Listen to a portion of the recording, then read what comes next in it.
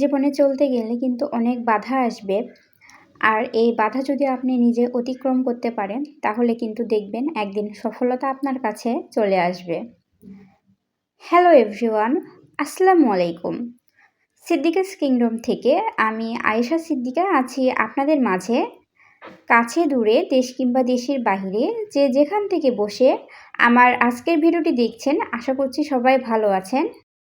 আমিও আমার পরিবার পরিজন নিয়ে অনেক ভালো আছি। তো আজকে আমি আপনাদের সাথে আরও একটি ভিডিও শেয়ার করতেছি। আশা রাখছি বরাবরের মতো আমার আজকের ভিডিওটি আপনাদের কাছে খুব ভালো লাগবে। আর যদি ভিডিওটা ভালো লেগে থাকে তাহলে একটা লাইক দিয়ে ভিডিওটি কন্টিনিউ করবেন।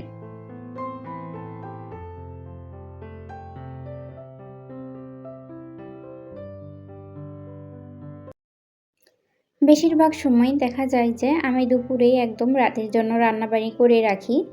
আজকে আর আমি দুপুরে কোনো কিছু রান্নাবাড়ি করিনি, যার কারণে এখন রাতের বেলা রান্নাবাড়ি করতে হচ্ছে। আজকে আমি শাক চচ্চড়ি করব। আর এই পালং শাকের চচ্চড়ি তো আমার কাছে খুব ভালো লাগে।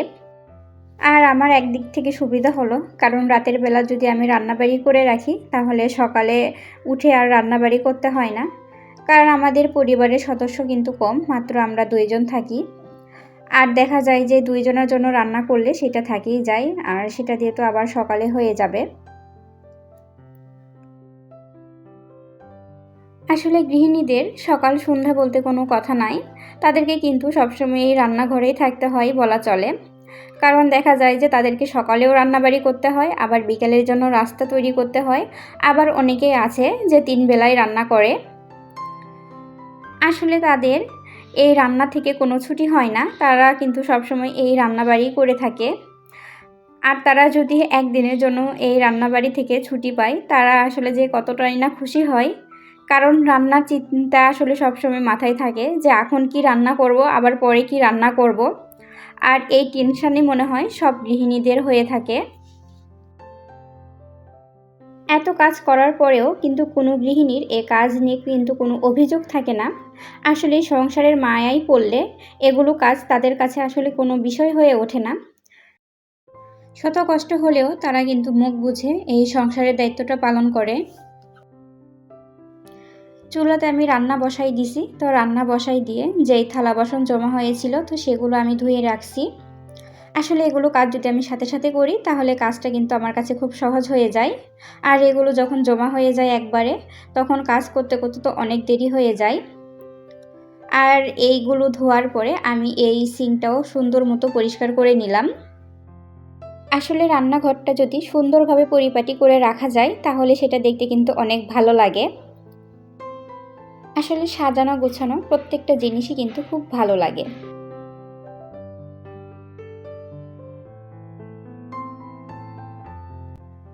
বাজার থেকে এই কালো ফলগুলো আনা হয়েছিল, কিন্তু সেটা এখনও এই মশলার জারে আমি রাখিনি। তো সেগুলো এখন উঠাই রাখতেছি। আর এই জারে আমি কালো ফল, সাদা ফল, দারচিনি এগুলো রাখছি। আর এতে করে আমার নিতে কিন্তু খুব সুবিধা হয়। তো যার কারণে এক জারের মধ্যে আমি সব কিছু রেখে দিছি। তো কিছু দারচিনিও আমি রাখবো, কারণ দারচিনি দেখতেছিলাম যে শেষ হয়ে গেছে।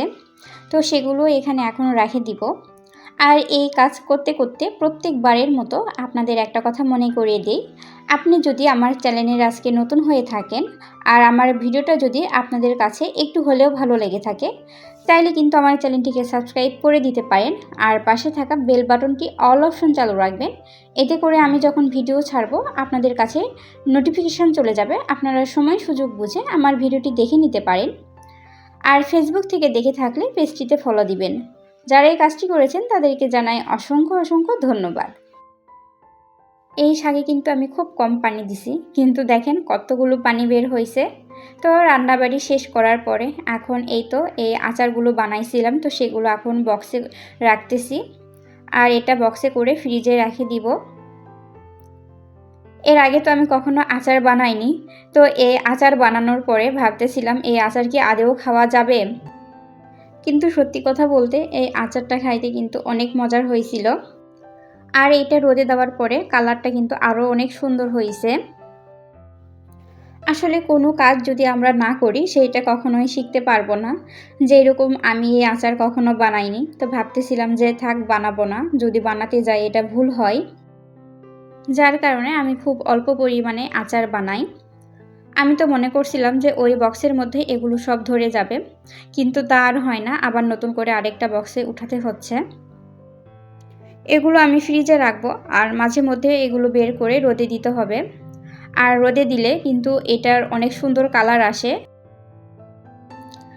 2 কেজির মতো জলপাই নিয়ে আসছিল। তো সেখান থেকে আমি এখানে প্রায় সবগুলো দিয়ে আচার করছি। আর বাদবাকি অল্প পরিমাণে জলপাই রাখছি যে ওইটা দিয়ে আমি একটু অন্য টাইপের আচার বানাবো।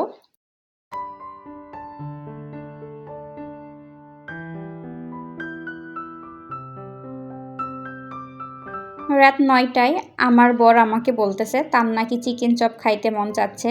তো কি আর করার, ফ্রিজ থেকে মাংসগুলো বের করে রাখছিলাম। তো রাখার পরে এখন এই তো মাংসগুলো মেরিনেট করে রাখতেছি। আর এখনও কিন্তু রাতের খাবার আমাদের খাওয়া হয়নি। তো এগুলো ভাত খাওয়ার পরে এগুলো ভেজে দিব। তাই আগেই ভাবলাম যে এগুলো মেরিনেট করে রেখে দেই। আর মেরিনেট করে রাখলে কিন্তু খুব ভালো হয়। ওখানে চিকেন চপের জন্য মাংসগুলো মেরিনেট করে রাখছি। রাখার পরে এখন রাতের খাবারগুলো রেডি করতেছি। রাতের খাবার পর এখন এই তো এই চিকেন চপগুলো আমি ভাজতেছি। আপনাদের সাথে কথা বলতে বলতে ভিডিওর একদম শেষ পর্যায়ে চলে আসছি। আজকের ভিডিও এই পর্যন্ত। দেখা হবে অন্য কোনো ভিডিও নিয়ে। সেই পর্যন্ত সবাই ভালো থাকবেন। আর আমার ভিডিওটা কেমন লাগছে তা অবশ্যই কমেন্টের মাধ্যমে জানাবেন। পরবর্তী ভিডিও দেখার আমন্ত্রণ জানিয়ে ভিডিওটি এখানেই শেষ করছি।